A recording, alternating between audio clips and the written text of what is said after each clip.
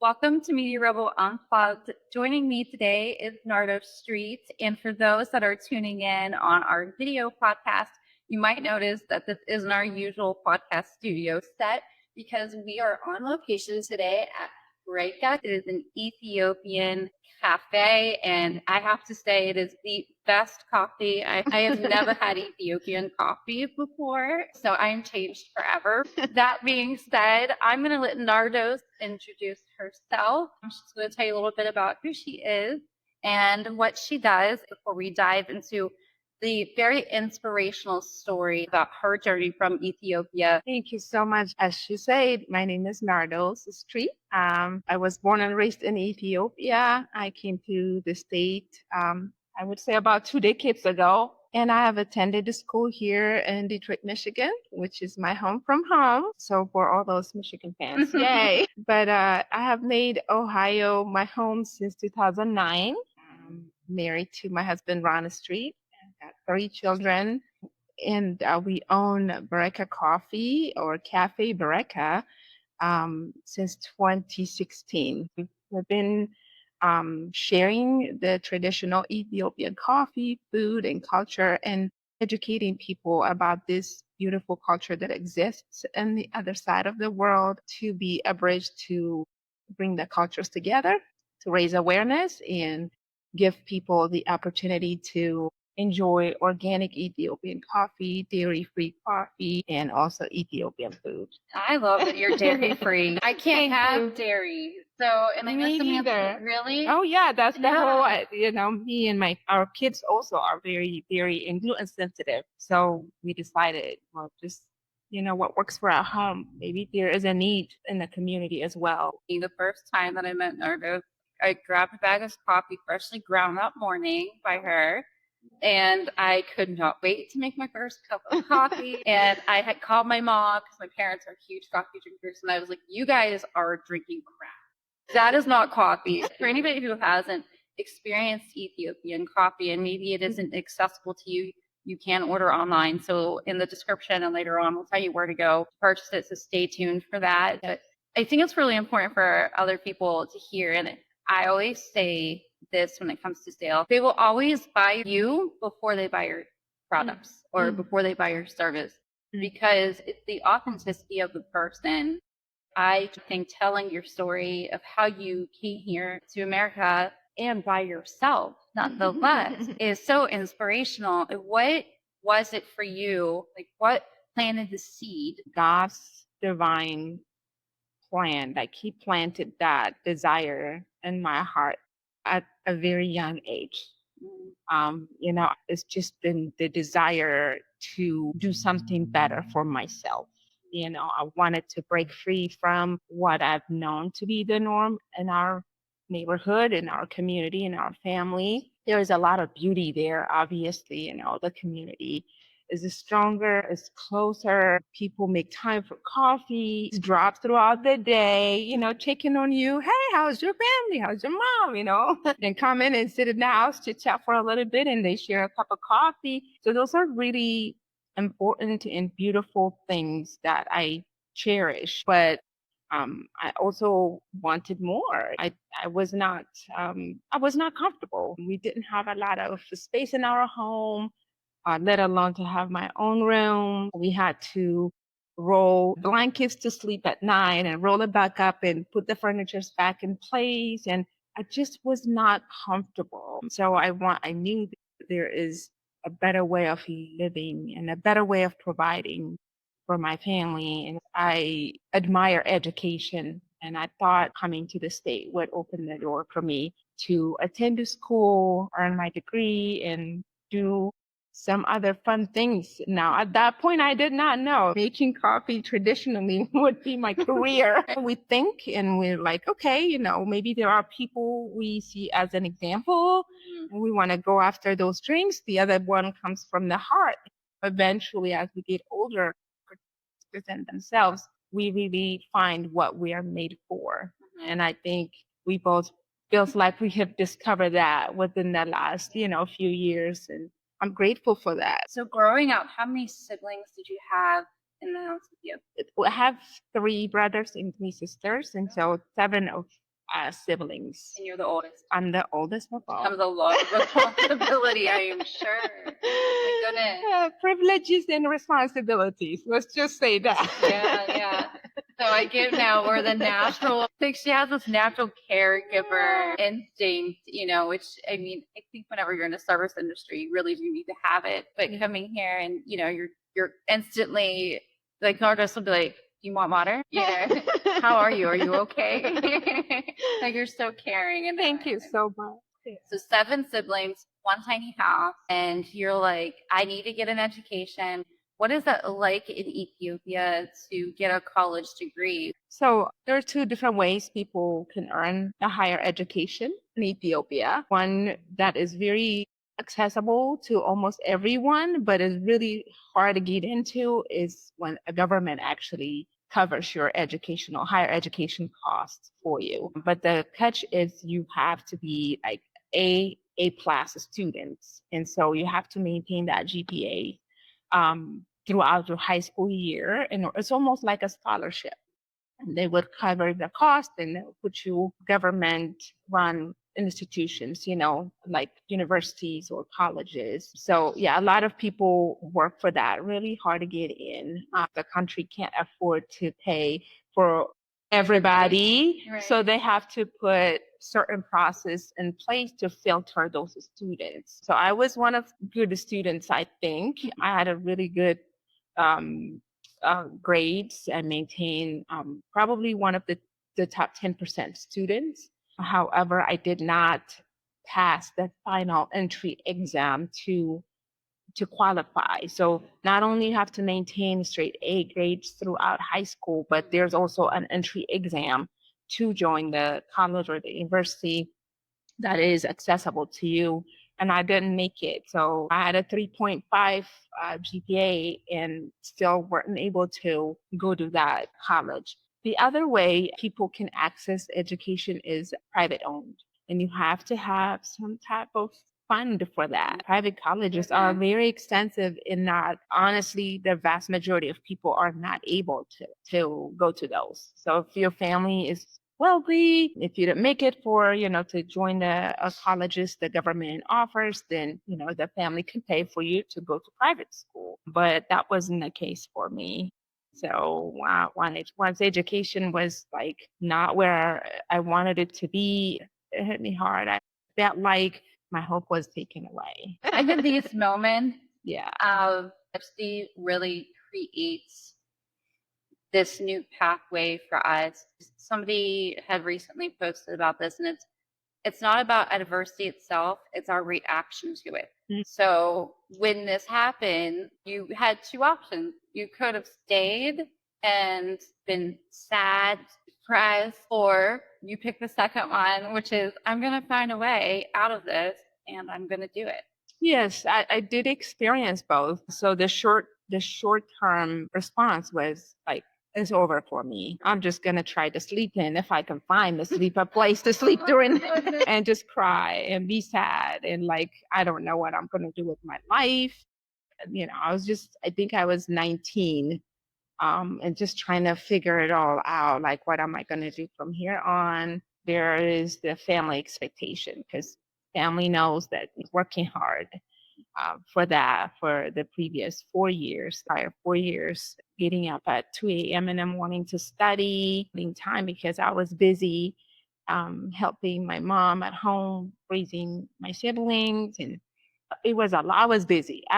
As far back as I could remember myself.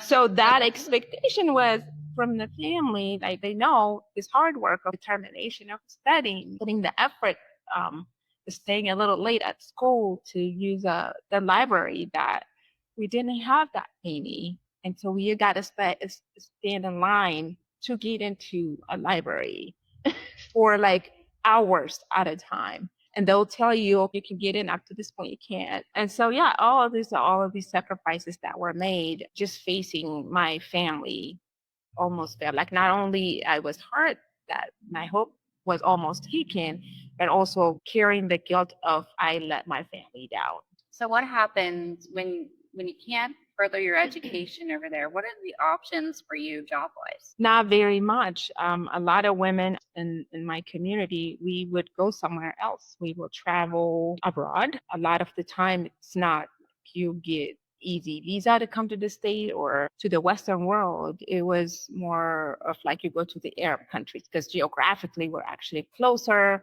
It's a lot cheaper to get to those countries and do whatever blue collar job that you can find. And a lot of the girls were maids. They were nannies, and that's the thing. That's the next best thing, which is exactly what we did.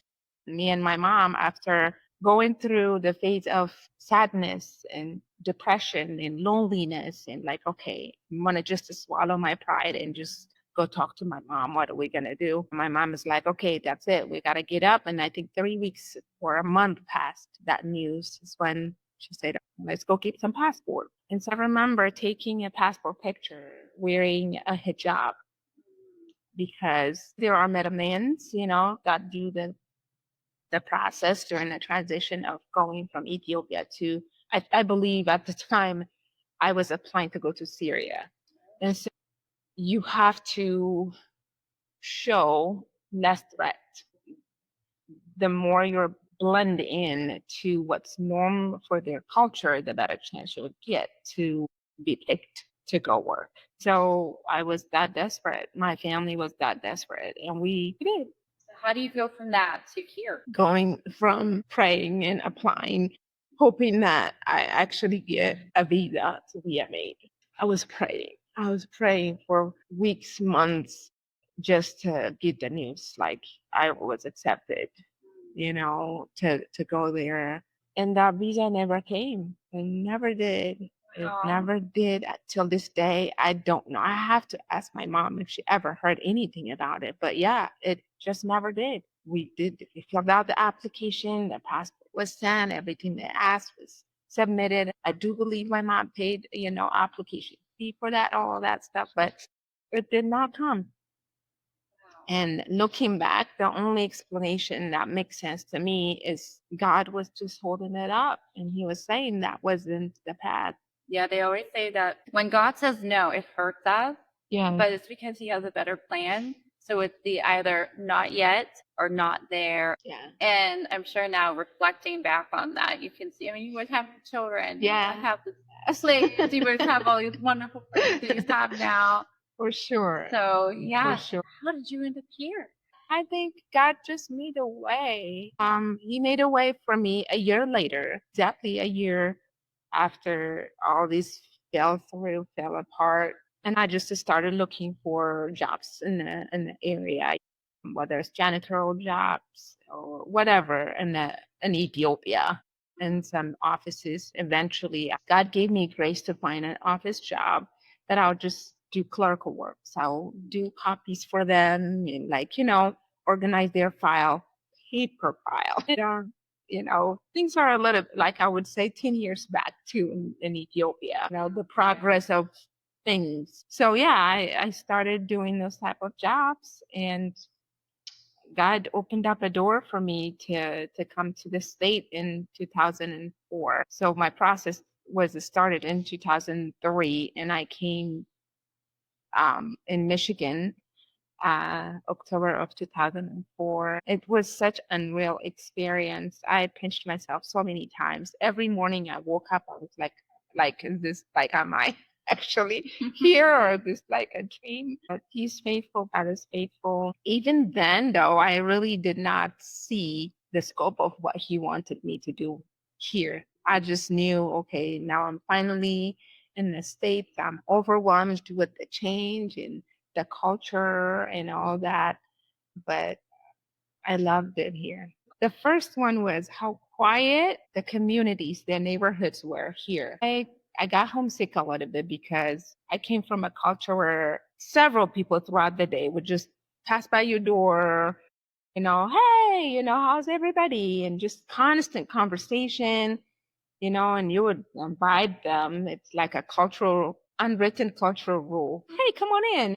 Can I offer you water? Can I offer you tea or coffee? And you sit for 10, 15 minutes at a time and you chit chat and you got people eavesdropping, or you might be the one eavesdropping at somebody else's house, depending on what you're doing that day. So people are in interaction all of the time. So when I came, it just was so quiet. And, I see garage doors open and cars, moving rush closing down and nobody throughout the day. It's just so quiet. And so that was the most shocking to me. The second thing, as naive as it seemed, it was not smelling coffee being roasted, not anyone saying, hey, you want to come over and have a cup of coffee? I guess it's just, a young mind. Like, I've never known that people don't do that. Like, you don't roast coffee, you don't invite your friends, your neighbors, you don't sit down to have a cup of coffee throughout the day. It just was so quiet and lonely. So, yeah, that was my first wake up moment.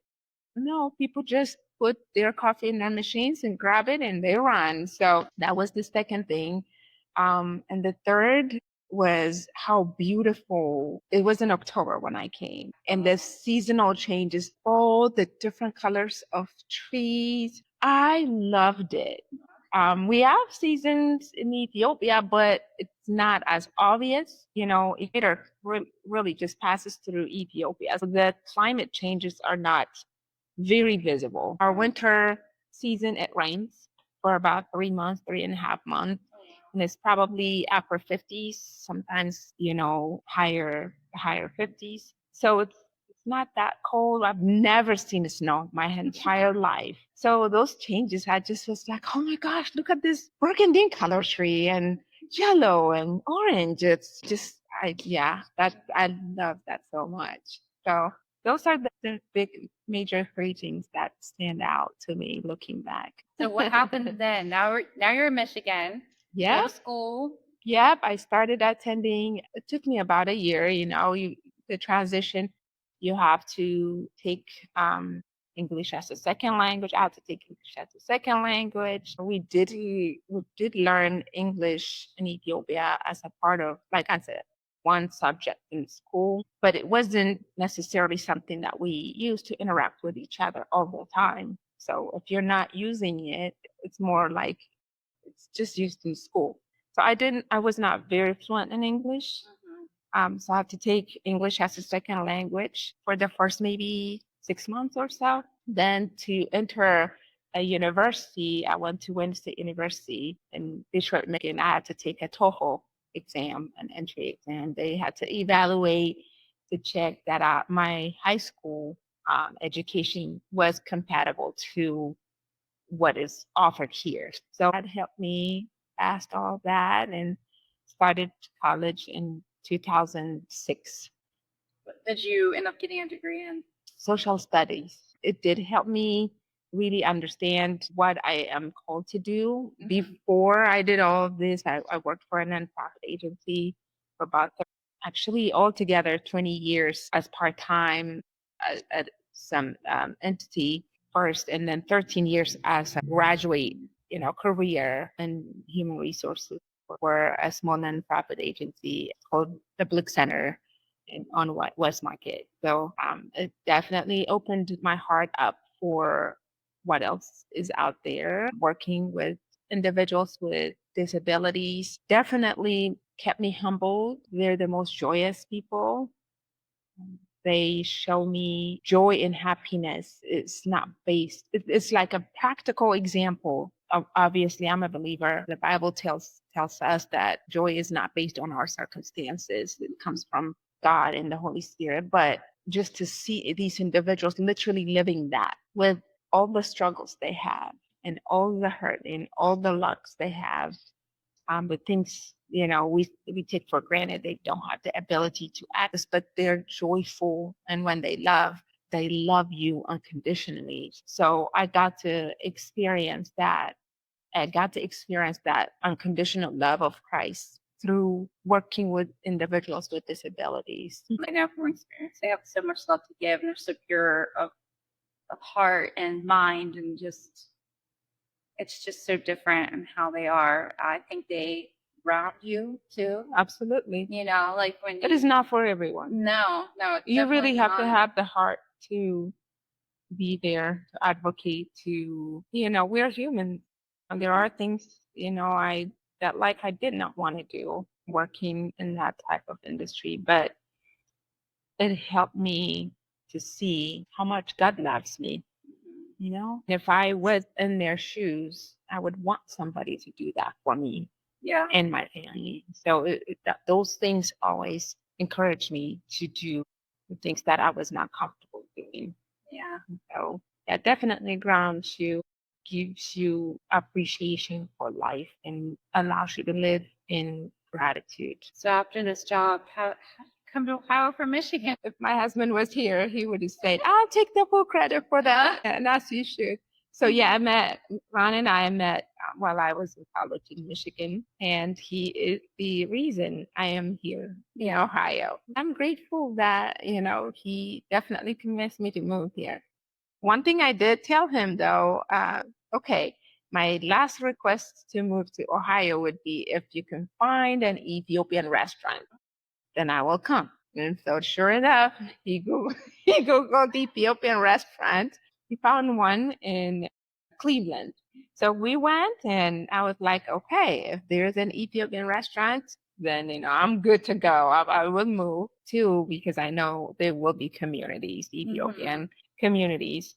So that made it easier for me to decide. And yeah, I loved it. Good. Well, I'm glad you came. I'm glad you're here. Thank you. So tell me about roasting of coffee and the entire process, and what does that mean to you as a culture? So roasting coffee traditionally in Ethiopian cultural way, it's a part of the actual coffee ceremony. Like I told you earlier, when we want to drink coffee, everybody in the neighborhood starts roasting green beans. So my mom would send me to the market. She'd give me a little bit of money. She's like, "Hey, go get some coffee and sugar, whatever." Now we'll go and bring her green beans, and we'll set up the traditional items, the rakabot, the jabana, which is the clay coffee pot. Then we'll have fire, whether it's charcoal or electric, whatever you have. Then we start roasting the beans. We used what we call mankashkasha. Those are like roasting pans. They usually have holes in the bottom to let the air circulate. That way, your beans would not be burned unevenly. So you constantly move your hand to roast. It takes about maybe 5 to 7 minutes, depending on how much you are roasting. For most people, it's for about 10 to 12 cups. Yeah, up to 10 minutes max is what it will take you to roast. And then, there's laughter, there's conversation. Oh, and there is another unspoken rule. You can never make coffee for yourself alone. You just cannot do that. Oh, wow.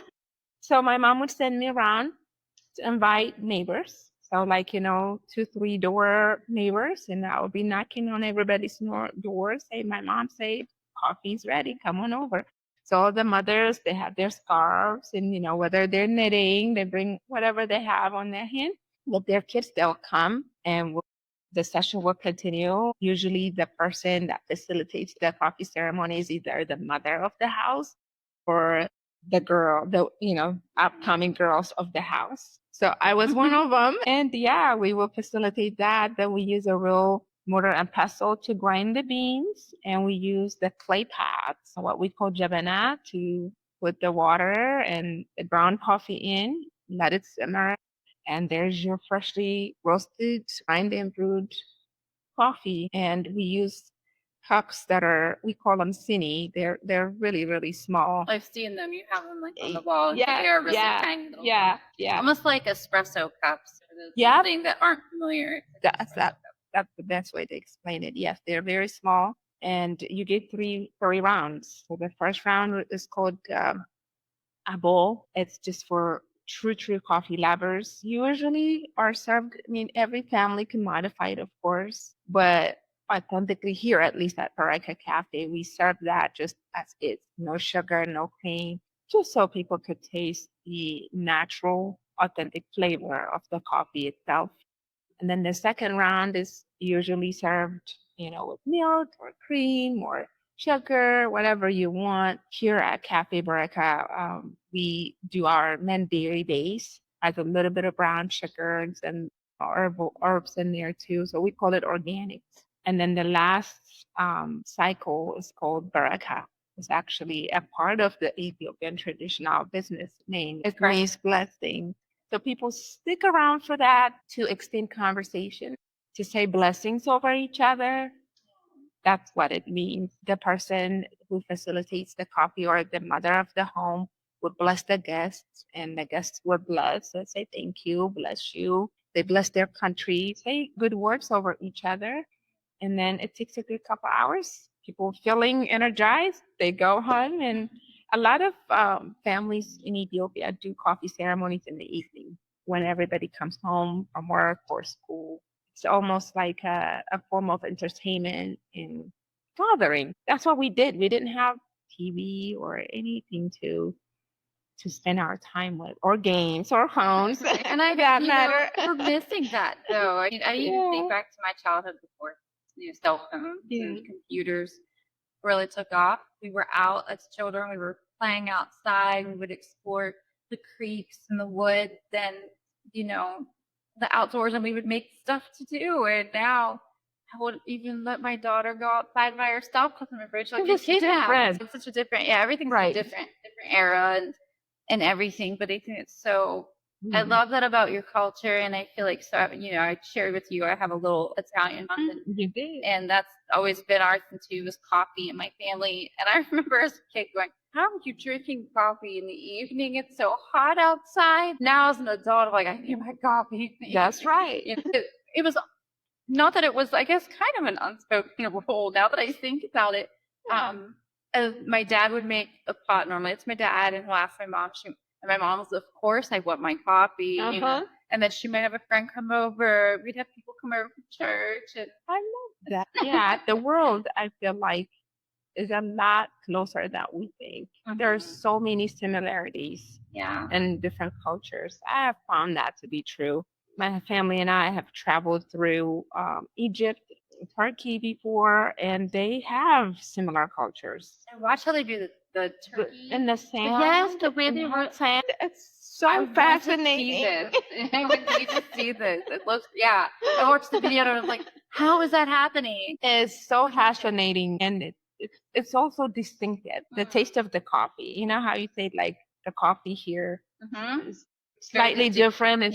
When I tasted the coffee in Turkey, it was very distinctive. So I just love that, the diverse group of people and what they bring to the community. It's one of the most exciting things, I think, if I'm allowed to add maybe a fourth one on your previous question. The diversity here is amazing. It's amazing. I know it's hard to see that when you are from or of the culture, right? But when you come from a different place, in Ethiopia, Ethiopian culture is all that I've known. Yes, we have different ethnic groups and all of that stuff, but I did not experience Indian food or Chinese food or Thai food or anything, tacos, anything like that until I came to the States. So it's beautiful here. I it's love like things that. we don't realize. We've been blended for so long. Yes. You've been the melting pot for so long that we don't even realize it. And that's even with,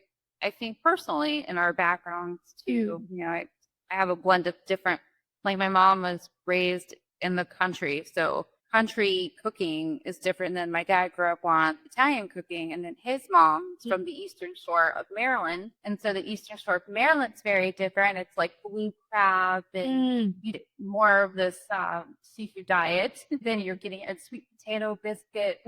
I need to make some sweet potatoes. Please. I've never had a sweet potato biscuit. I have tried the pie, and I was not a big pie person, but I love the potato pie. But I like the sweet. But They're very dense. Even though, like, you think of a biscuit here, they're normally like really airy, but potato biscuits are very dense. Okay. So they're very good. And then they have something there called scrapple, which I sadly won't eat now. So I don't eat pork now. Okay. But growing up, I didn't know the difference. So my grandmother would always bring us scrapple So for 15 years of my life, I ate this dish, and you sliced it. It's like this grayish looking mystery meat. Oh, You wow. would slice it really thin, and you would crisp it on each side. And I'd put like a little bit of syrup on it. And I remember I'm like 15, almost 16 when I'm cooking it. And my dad was like, I bet you wouldn't want to eat that if you knew what it was. And I was like, I'll eat it. And he goes, don't look at the ingredients, Janice. And I'm like, I'm looking. You told me it does someone You told me like, not to go look. do it. Okay, we all know now you get the rebel part of me, right? Oh, So I gosh. look at the ingredients, and it's like the snout, heart, like all the stuff that they couldn't sell in a market. They took it and mashed it and made it into this minced concoction with seasoning. And I still ate it.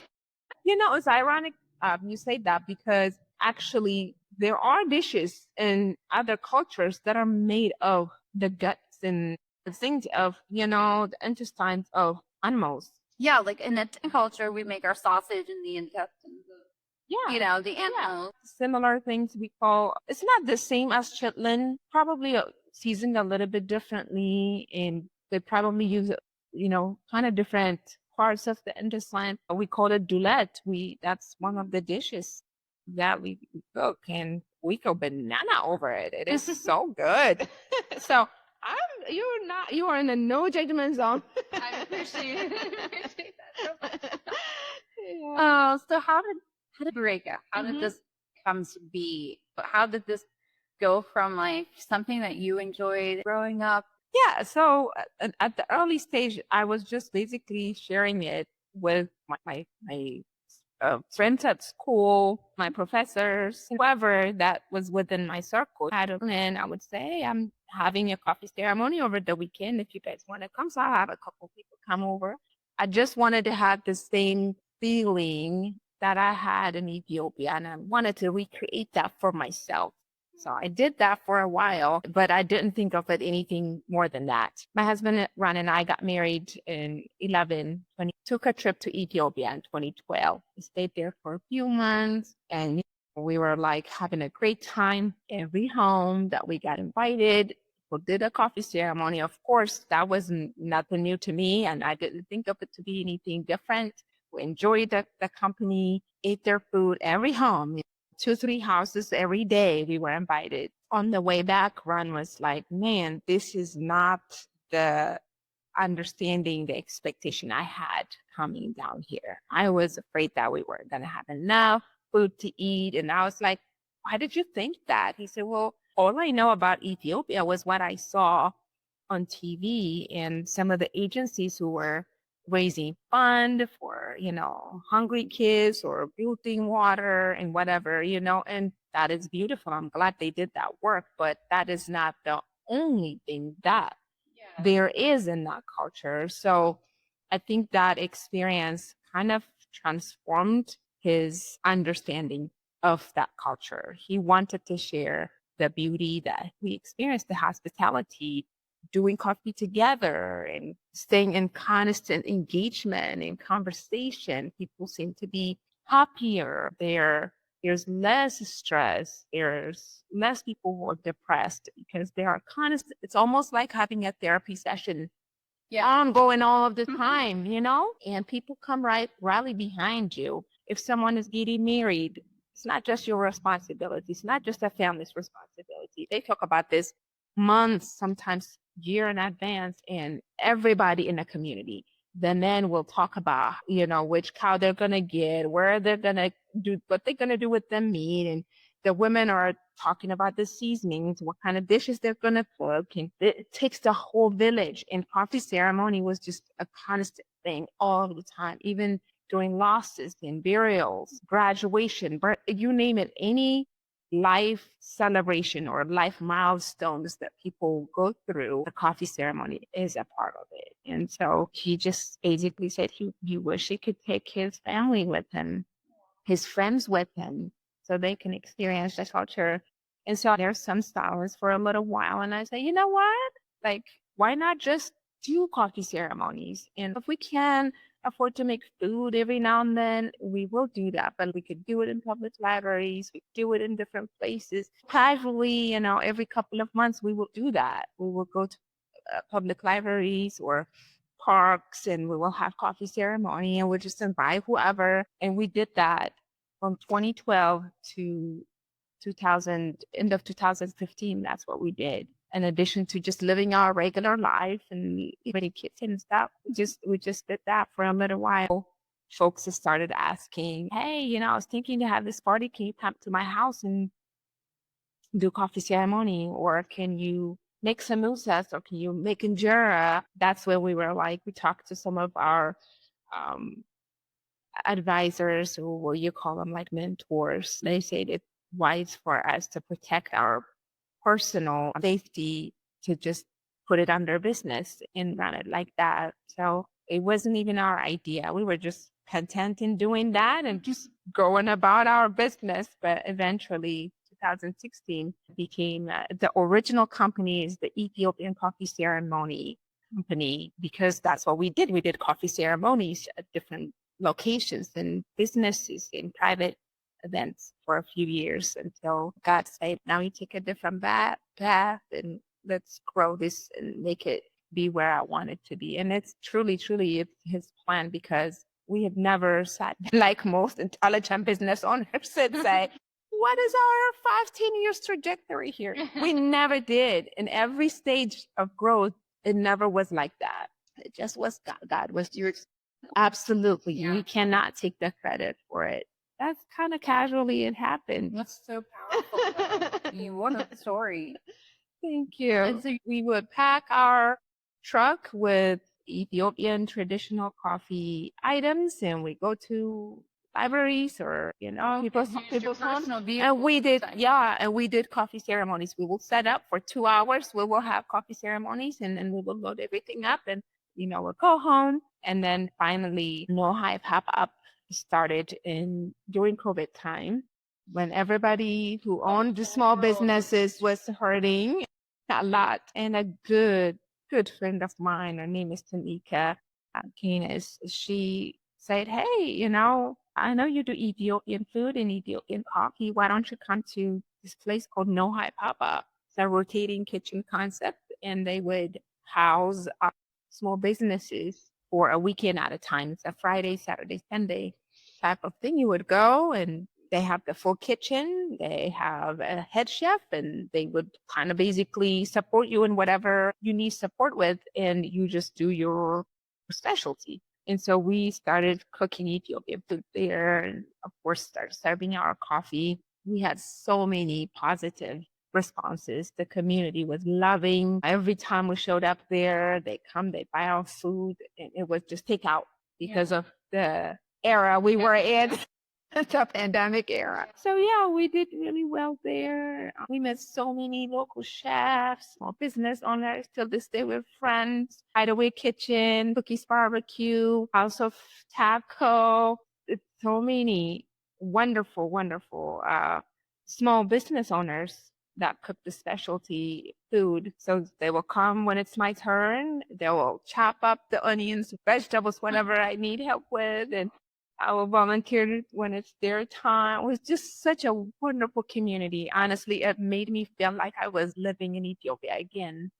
It was so beautiful. Isn't it funny that even in trials like that during the pandemic, there are blessings? Absolutely. I always say that it's really hard to see them. Sometimes we go through really ugly things in life, ups in life, and when you're in it, you're going through the mud, as they like to say. It's hard to see that the grass is growing from there. Absolutely. Up from that, we'll find so much more, and you did. I mean, it was like God knew you needed that community around you. Absolutely, because when the pandemic hit, it definitely hit our business, because it destroyed the entire concept of our business. Was go do an event, do coffee ceremony. Yeah. And that was, be around people. You can't do that. So literally it was like a heartbreak. Like, now what? What are we going to do? And yeah, this person, Tamika, she's like, I want you to use this platform to reach people and see where it takes you. And sure enough, I found out I was actually a really good chef during that time. I grew up cooking and stuff like that, but I have never had that many people giving me so many feedbacks and how much. I remember one of the comments on that platform was a gentleman, I believe, posted saying, somebody better give this chef a kitchen. It was like that good. People would come. We sell out every time. I believe it because I have never encountered an Ethiopian restaurant, and I've lived in different states in different areas here in Ohio, and I've never had Ethiopian food even yet. Yeah. Oh, girl, you're about to be in a treat for a treat. There are a few in Cleveland, but nothing really close to us. Yes, no high pop up definitely was what God had put in our path. Again, it seems by accident, but a friend of mine just mentioned, connected us, and more people were exposed to us because they had a bigger followers, it was a community funded program. So the community definitely came out and supported, but also most importantly, the relationships that we developed during that time with the local small business owners, the directors of the program, Katie and Justin. They did an amazing job putting a spotlight on some of the very, very tiny small business owners like myself. I'm forever grateful for that. I say that it was a divine plan, was because I do believe, I can't remember the exact time frame, but No High Pop Up was it was going through like, we're going to sell it, somebody else is going to buy it, and things of that nature. So all of the chefs, we were kind of scheduled to do our last pop-ups there. So we had maybe like a couple of months left before the transition was going to take place. And my husband, it was the spring, I remember, he took our kids down to Georgia to be his sister. And I'm like, we got one more pop-up going on, don't leave, I was, spouting about it, whatever. And it's like, no, let's take the kids. And, it's good for them to have fun and see their cousins. So he ended up taking them. Stayed there for a few days. On their way back, I remember it was like a Thursday morning. He's calling me. No, Thursday night, he's calling me and he said, hey, I saw this trailer and something just in my ear kind of whispered that I think I should look into it. I was like, trailer? So he pulled up and they just had a card box like on the window with the phone number. He called the gentleman. He's like, I'm not available right now, but if you come back tomorrow by 9 a.m., it's yours. So we scrambled up, transfer money here and there. Long story short, he drove a trailer home from that trip. Wow. We never. So he never went. You never would have had the trailer, and you didn't want him to go on the. I did not. And God was like, "Okay, Nardos." Once again, He's telling you, I know more than you do. I know better than you. I'm telling you how much I fought with it not to go, because that very weekend we had our last No High Pop-Up cookout. Now I'm working full time until Friday, and I'm like, I need you to do a lot of the shopping, help me set up. So, Friday night when I'm done working, I'm going to go straight to the kitchen, cook as late as I can, and then we could serve our last, pop-up there Saturday and Sunday. And he's like, trust me, I'll make it. Don't worry. Yeah, Friday morning, he got the trailer, drove through all night, came early Saturday. Of course, there were some sacrifices that were made, but sure enough, he pulled up 4 a.m. in the morning, pulled up with a trailer attached to his car. Oh my goodness. And that's how we got our first trailer, 2022. So that was when you then Coffee. Bereka Coffee. Bereka Coffee. So it'll evolve into a Bereka Coffee because now we are a coffee truck. Yeah. And our trailer was small and, juggling between life and daytime job. This was like going to be a weekend gig for us. We will continue to have division of Ethiopian coffee ceremony live through the mobile. So that kind of how it evolved into Bereka Coffee. We did that for a few years from 2022 till now, I guess. And end of 2024, 2 years later, is when it became a little too much for me personally to deal with working full time, 40+ hour job, being a mom, and work a weekend, both Saturday and Sunday with the trailer. So For a long while, we did not have a day off. We worked. We had two full-time jobs. We had a daytime job to take care of our household and our children, our families. Then we had to work another full-time job to keep our vision move forward with Bereka Coffee to keep the momentum going. But after my body started telling me it was too much, and I started having symptoms of panic and stress and just no day off for years after years. Well, Yes, that we're you will feel it. I'm feeling it. You will and I've feel only it. been doing that for a year now, so I can't imagine you doing that. Make sure you pick time. I know. Make sure you do. When you have this ambition and you're excited, you'll hear people giving you good feedbacks and you're like, I gotta go, which is great. But I wish people had told me, take time, like take a break. You need to stop a little bit, almost like take a sabbatical every couple of months. And we didn't do that. So went through some health issues. My doctor literally told me, which one do you want to do? Because you cannot do both anymore. Either keep your daytime job, which by the way, I loved. I was comfortable. I had an amazing supervisor. She was my mentor. It was not like I was uncomfortable where I was at. But at the same time, the business also started needing me more. I needed to give more, and my kids were getting a little older. They are asking more of my time. And so it was such an uncomfortable place to be. I was torn into pieces every single day for a long while. I was like, should I let my job go? What if business was more like a gig, it worked out, but now it was going to be what is going to keep the lights on, both for business and for my household, my family. So it was such a big risk to take that just kept telling me in my heart, like, it's like those priests when the Israelis, were crossing Red Sea, like they had to step into the sea for it to part until they took the initiative to take a step into it. It was just going to be a Red Sea. And so he kept telling me, it's okay. It's going to be okay. Take the step and it's going to part way. It's going to work.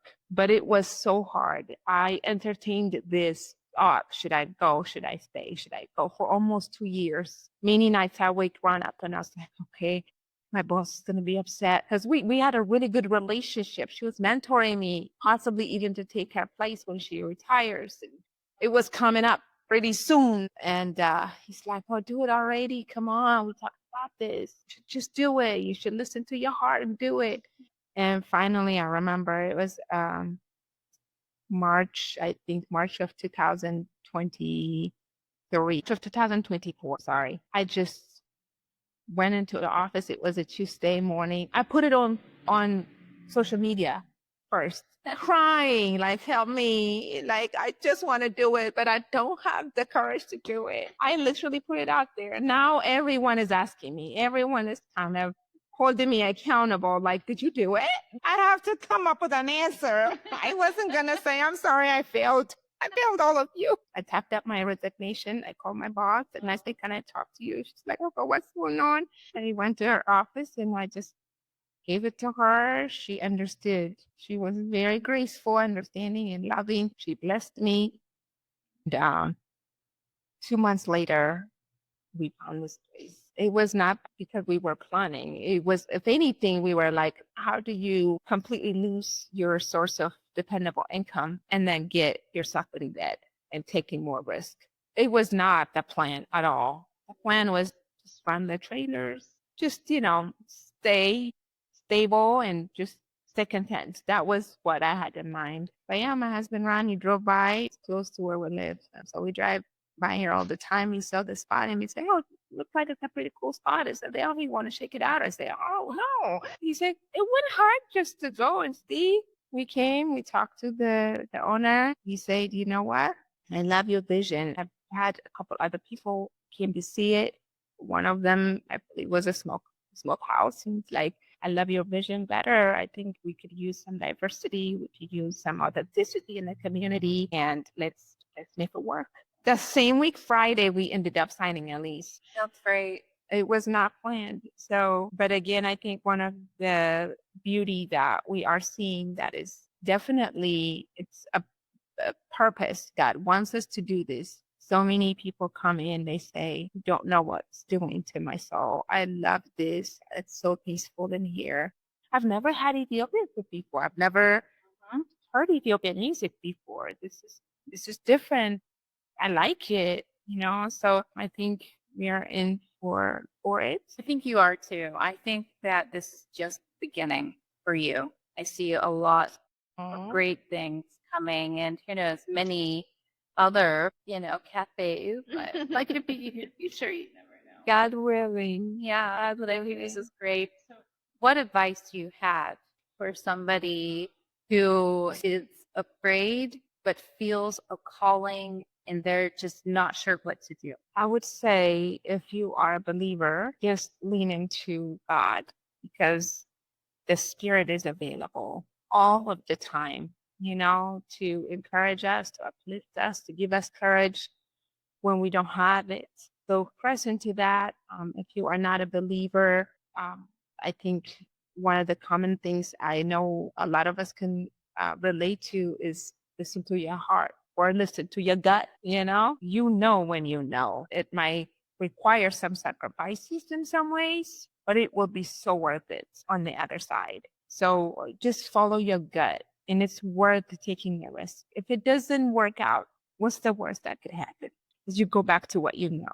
So it's okay. No one is going to take away your experience that you already have. No one is going to take away the education you already have. So try something new. Try reaching for your goal and your vision and your dream. And again, if it doesn't work out, you have something to fall back on anyway. So just go with that. And the other thing I would encourage people is I have been told, no, this is not the way we do things, or no, this is not the norm so many times. But there is always a way.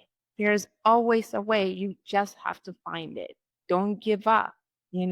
I wanted the coffee shop to look a certain way or to do it a certain way. And they were like, no, you have to have this. You cannot do it this way. But just dig a little deeper. Tell people who truly, genuinely are willing to listen to you. They believe in what you do.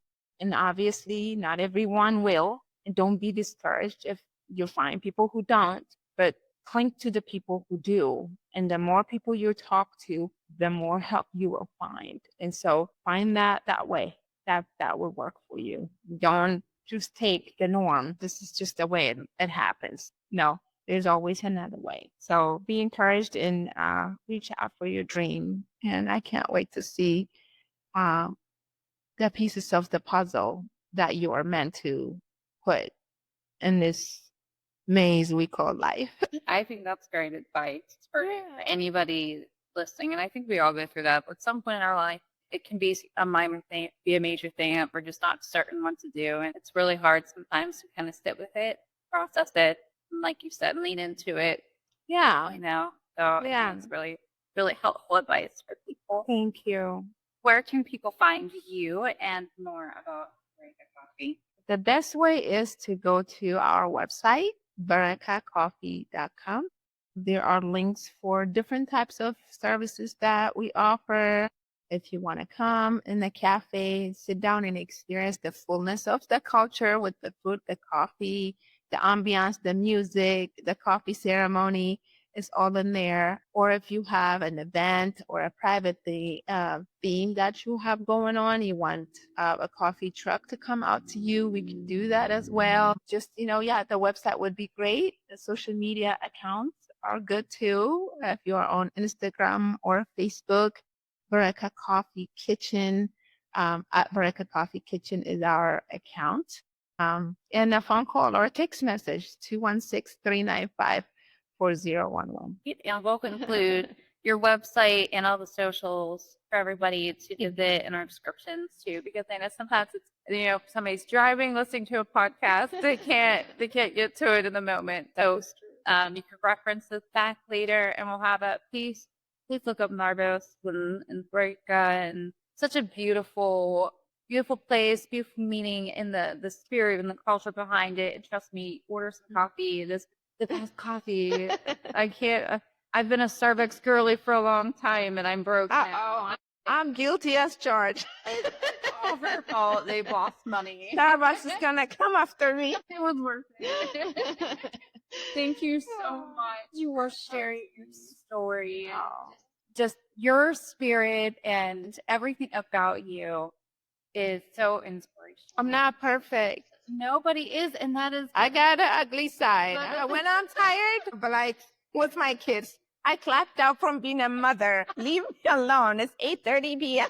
I do that. I tell my kids 9 o'clock. This is why stop coming. You were walking in the room last night at 11:30. I said, I'm trying to sleep. Literally, the spirit of motherhood leaves me at 9 p.m.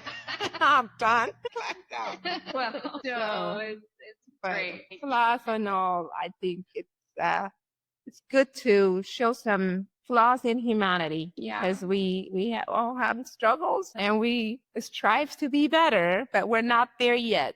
And we continue to grow, until we go.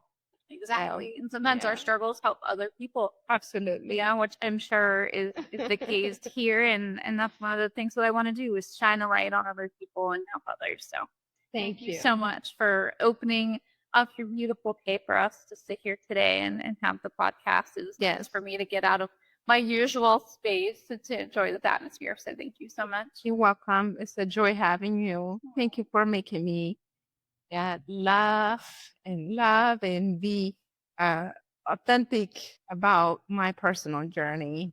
I appreciate that. I'm honored. Yeah. Thank you. Thank you for listening. Please, if you haven't already, like and subscribe so we can keep showing stories like Nardos to the Bereka Coffee. Thank you all so much.